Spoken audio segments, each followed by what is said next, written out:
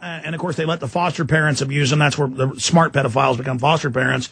What percentage? I have no idea, Alex. I have no idea, but I know that the vast, vast majority of the ones that I have dealt with come from dysfunctional families. They are dysfunctional themselves. They have no idea what a normal relationship is with a child or with a wife or husband. Well, I've been around them a lot. I've fought them, and it's always, the guys are like the Nelly, effeminate. I call it, the android pedophile model. You know what I'm talking about. You fought them. And then the women are the butch with the haircut all crazed. I mean, is that not what you've seen with these people? By and large, if I had to say there's a stereotype, you pretty well pegged it. Yeah, fat Nelly, homosexual, and a butch. And then they don't like heterosexual families with kids, and they're waging war. And I'm not bashing gay people, but stop trying to steal our kids in your demon guilds. I mean, I've said it. I've just laid it right out, counselor. Well, you will not get any argument from me that they are dysfunctional on more levels than one. And go find the real criminals. Don't try to indoctrinate them by putting them into your custody. But see, that's what these Nelly scumbags like. They love the drama of tearing families apart. They love the power. And I'm declaring war on them. And no question they like the power. They get paid a relatively low salary, and they have the infinite ability to destroy people's lives. Yeah, well, we're coming after them. If you're into a power trip, that's it. Yeah. And again, I've just fought them. I've seen it. I've never seen it where it's not those. I mean, it's what it is. It'll be a weird, chubby Nelly guy with a demonic face, smiling. I mean, here, let me try to make the face for the TV crowd. And then the woman is like some angry, demon. I don't know how to explain it. I have been dealing with cases involving CPS since 1982. And in that period of time, I can recall one caseworker that impressed me as coming from a functional family, having a normal psychological makeup. One. Yeah, so they're either perverts or they're pirates. They're people that just want the money, and they get the bonuses for more kids. I want to bring Kim Hart up, and stay there if you can, Mr. Brott. I want to bring Kim Hart up, Executive Director, National Child Abuse Defense and Resource Center that recommended you, falseallegation.org. What is your comments about this, ma'am? Well, the problem that we have is social services. Oh, by the way, hello, Mr. Brott. The problem with social services is it was a nice experiment that's gone bad. You cannot give a bureaucracy complete and total control over families and children without accountability or the child abuse mechanism that follows behind it. This is not going to change until we remove the immunity that's been given to all of the people involved in the investigation and prosecution and accusations of child abuse by the state and federal legislatures. It's not going to change. The politicians know what's going on, but the lobby's just much stronger than we. That's got to be one of the most evil things in the world, because this is a holocaust of families and lives and all the kids that get killed in their custody. And I guess they don't care. The politicians, just the lobbyists come in and they give them the money, and it's radically expanding, isn't it? That's one reason we see people fighting back now, is it's just, they're everywhere. I mean, pretty soon. The numbers are astronomical. Social services numbers, even as ill-defined as they are, demonstrated for the last many years that there's approximately 3 million. We're not sure if it's children or accusations because, like I said, it's ill-defined. But of those, the Social Services, Department of Health and Human Services, acknowledges that they cannot meet a 51% burden on two-thirds of those, which is 2 million, either children, accusations. We don't know what the number means. But nobody really seems to care about the hell that those families are going through and the fear that it puts in the families. But that's what this is about, ma'am. And the power it gives the children once they understand what the power of an accusation is, because they're kids. But that's why you tell your kids, you want to go live in a prison with big fat pedophiles, you go ahead and talk bad about us.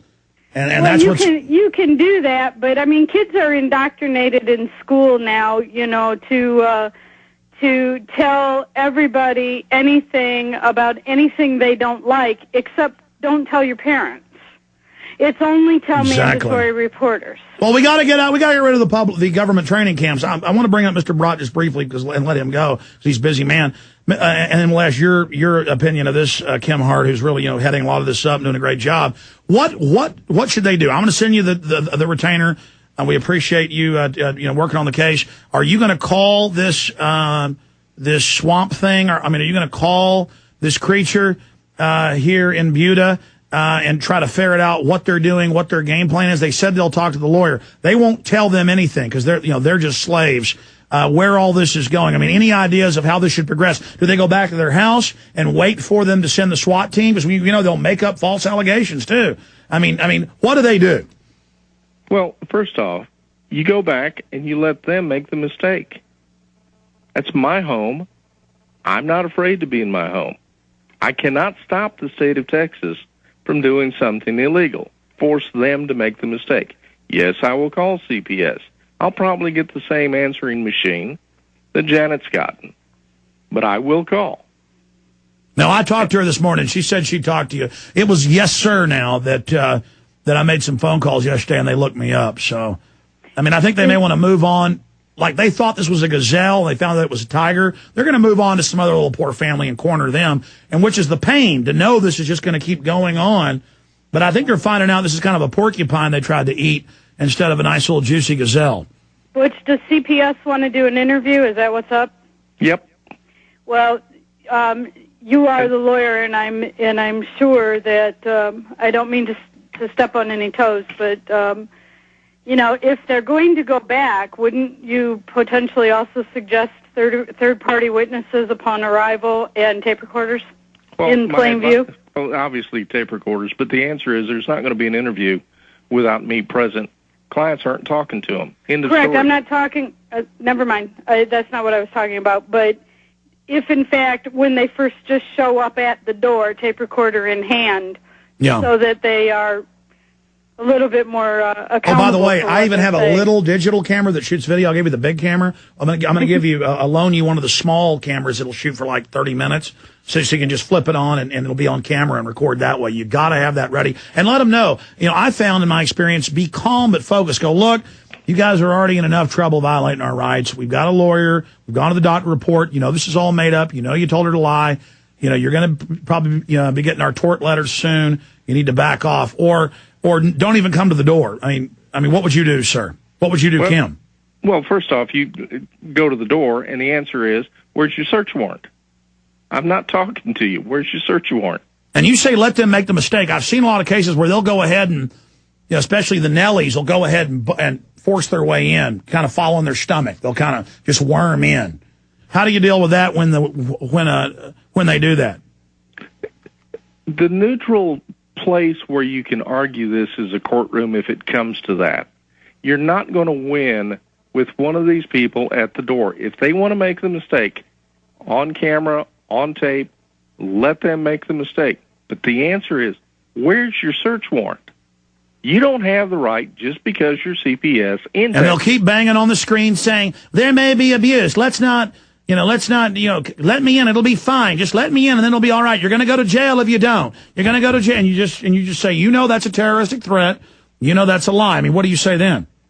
The answer is, you're not coming in without a search warrant. I don't care how long you pound. Make them go and commit to something. Let them go to the police and say there's abuse going on in there.